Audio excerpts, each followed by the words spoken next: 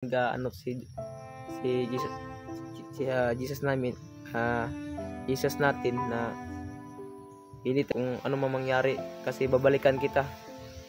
Pagtitiis ka lang, babalikan kita. Mangita ako ng pagkain para meron ka makain dyan. Pero kapag dumating na ako, Koy, aalis tayo dito para bumaba tayo. Kasi mga tol, yung ano na dito, yung napakalawak na bundok. Yun tol, what's up mga idol, no? Palang araw po, nandito tayo sa sa bundok. Namangita tayo ng pagkain para meron kakainin si Mikoy. Kaso lang mga tol, hindi ko na alam kung anong gagawin ko mga tol. Kasi kagabi hinatake si Mikoy ng lagnat. Yung sinasabi niya sa akin mga tol, yung napakasakit na pagkakaistorya ay pagsalita, yung sabi niya sa akin na, George, baka dito lang ako mamatay George, hindi ko na kaya yung sugat ko. Pero yun tol, yung sabi ko sa kanya na huwag ka mag-alala ko hanggat makakaya ko. Mangita ako ng paraan para mangita ko ng gamot para itambal sa sugat mo. Yung sinasabi ko sa kanya. Yung sabi niya Mikoy sa akin mga tol, yung George, huwag mo akong babayaan George na hanggat nandito pa ako. Pero yung sinasabi ko sa kanya mga tol, huwag ka mag-alala Koy, nandito ako para lalaban tayo, hindi tayo susuko. Yan ang sinabi ko sa kanya tol. Kanina tol, yung palakad ako, tumutulo yung luha ko. Iisip ko na na hindi tayo bababayaan ng Diyos. Alam ko naman na tol, suporta yung Panginoon para sa atin kaligtasan. Lord, sana Lord, gabayan po kami sa walang masama mangyari sa amin ni Mikoy. Yung kasamahan namin mga tol, nabihag daw yun sa pinuno. Yun tol, sana tol no, makatakas din si Kuya Pinuno. Pero wag kayo maglala mga tol. Kung sino man makita ko tol, sana ipag-pray nyo kami. Sa lahat ng mga vlogger,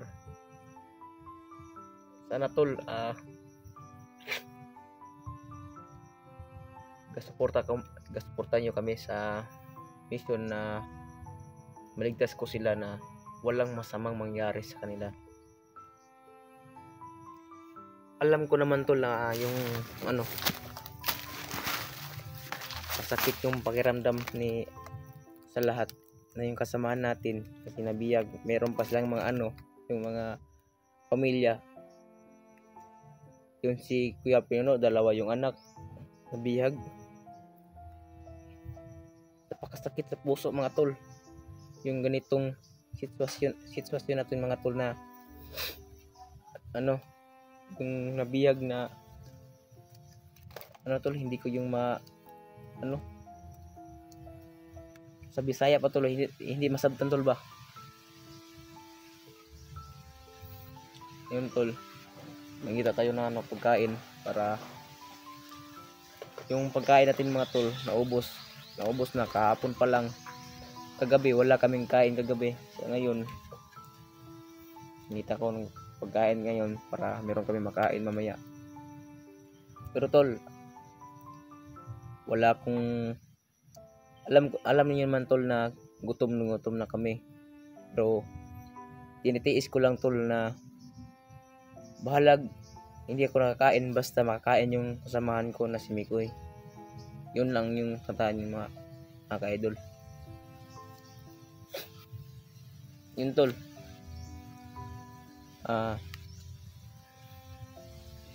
kung sino yung ano sa atin tol, yung makikita natin sa kasamahan natin,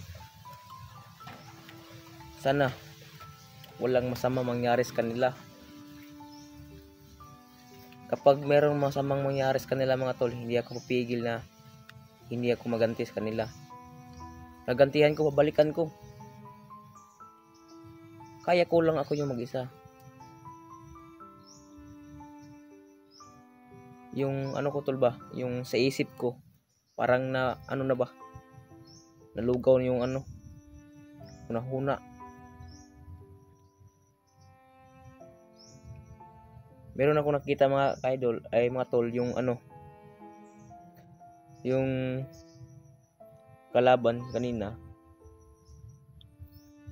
pinatay ko. Kinukuha ko yung ano, yung mga damit. Ito, nagbihis ako ng mga damit tol. Buti na nga, bagong damit yun, baka yung pinatay ko, bagong sampay yun. Buti, ano, nakapatay ako ng yung bandido, yung ano. Pero sa ano ko tol, sa pagtingin ko sa kanya, parang masamang tao. Yung sa isip lang. Sana tol, no? Makauwi kami ng ligtas si Mikoy na. Pero yung si Mikoy mga ka-idol, ay mga tol, nandoon sa safety na area. Yung walang nakaalam kung saan kung tinatago si Mikoy. Pero wag kayo mag-alala mga tol. Nasa safety si Mikoy. Ako yung ano, naglakad na ano, nangita ako ng mga pagkain para meron siya makain. Okay lang sa akin tol na nagutom na ako. Basta makakain lang yun si Mikoy. Kasi yung ano niya, yung tama sa paa, lumalala. Parang ano tol ba? Sa ano pa, sa Bisaya pa. Nabanhod ba? Bahod. Sa tingin ko ni Mikoy mga tol, napaiyak ako sa pag ano ko sa kanya. Kasi yung sugat niya mga tol, hindi siya maka ano ng lakad, hindi siya maka pag ano, hindi na siya mahimbing kapag lakad kasi yung tama siya sa tiil. Napakasakit talaga yan mga tol kung matamaan tayo ng bala.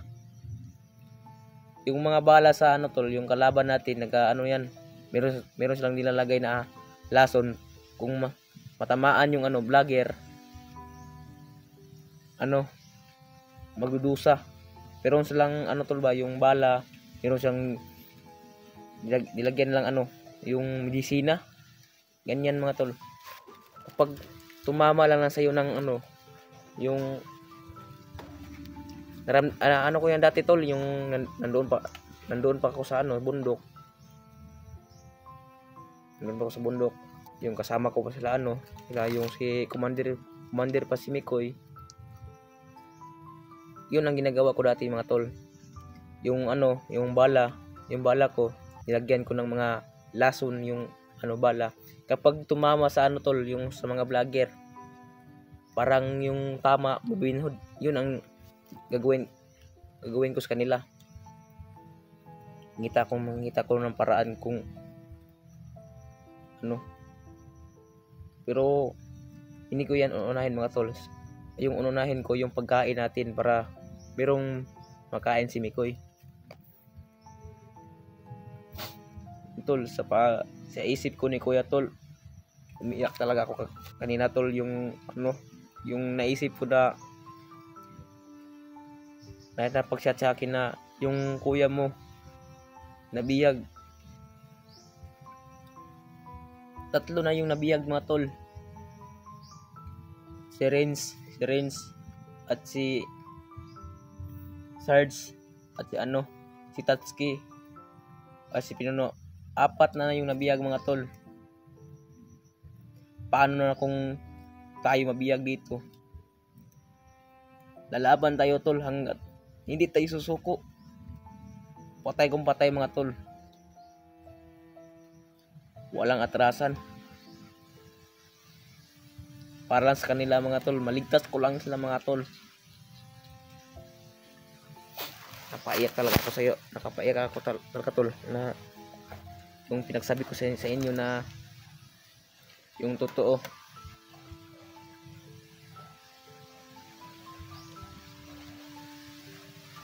Ngayon tol, meron naman ako nakikita na ito tol, yung mga puno ng saging. Kukunin ko ngayon, pero hindi ako makapag-video kasi para hindi tayo na kung yung merong dumating na bandido, makatakbo tayo mabilis para yung sipin natin isuksukan sa kilid ba, para kung meron man dumating, kadali tayo talon sa puno ng saging. Yun tol, yung yung sniper ko, matagal na hindi ko na ginagamit kasi walang bala. Yun ang problema tol. Isod pangitain yung tol, yung bala ng yung sniper ko. Lagi ako naghahanap ng bala para sa sniper ko, pero wala talaga ako makita na bala.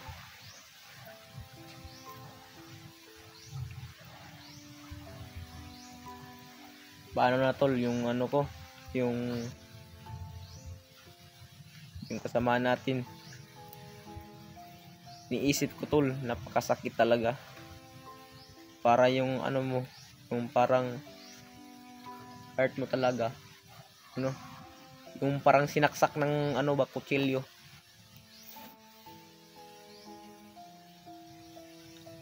Napakasakit talaga tol. Kanina tol, doon ako galing kanina tol, yung diyan ako galing kanina. Nagtitiis ako ng pangitan ng mga pagkain para meron tayong mga pagkain mga tol. Ito, minto muna ako dito para pahinga muna kunti kasi kanina pa ako napalakad-lakad kayang umaga, ngayon malapit ng gabi. Pero wag kayo magalala tol, nandoon si Mikoy sa sitting area. Walang nakaalam kung saan kung sinisiti si Mikoy. Ako lang nakaalam kung saan ko nilalagay. Kasi pagsabihan ko si Mikoy mga tol na wag ka aalis yan Koy, kung ano man mangyari, kasi babalikan kita. Pag titiis ka lang, babalikan kita. Mangita ako ng pagkain para meron ka makain dyan. Pero kapag dumating na ako Koy, aalis tayo dito para bumaba tayo. Kasi mga tol, yung na dito, yung napakalawak na bundok. Kapag umuwi ka na ng tol, yung umuwi ka na ngayon, pag dumating kasi yung bahay, 2 bulan ka uuwi doon kasi napakalayo na ito yung nilalakad namin.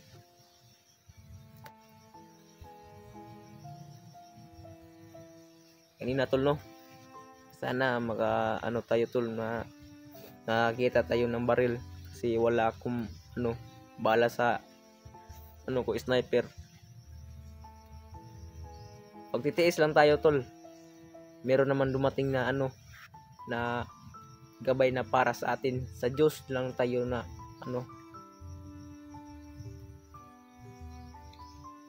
hindi tayo babayaan ng Diyos tol.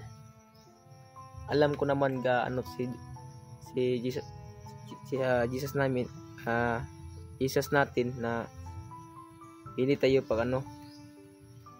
hindi tayo pababayaan.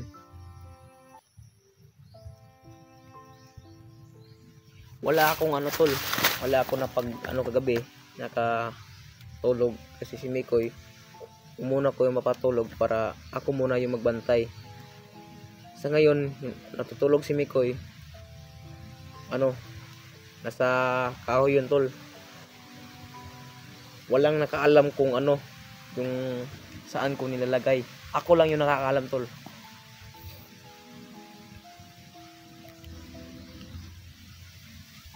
Kanina, tol, yung ano, mayroong dumating na ano, yung sakyanan.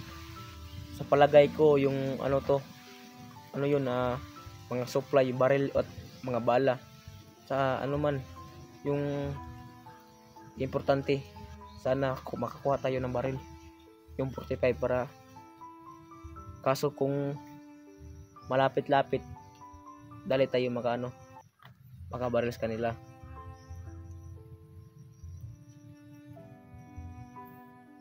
Yun, tol. Iwas tayo sa ano, tol, sa mga kalaban. Kung pwede natin iwasin, tol, iwasan natin para hindi tayo magpapahamak.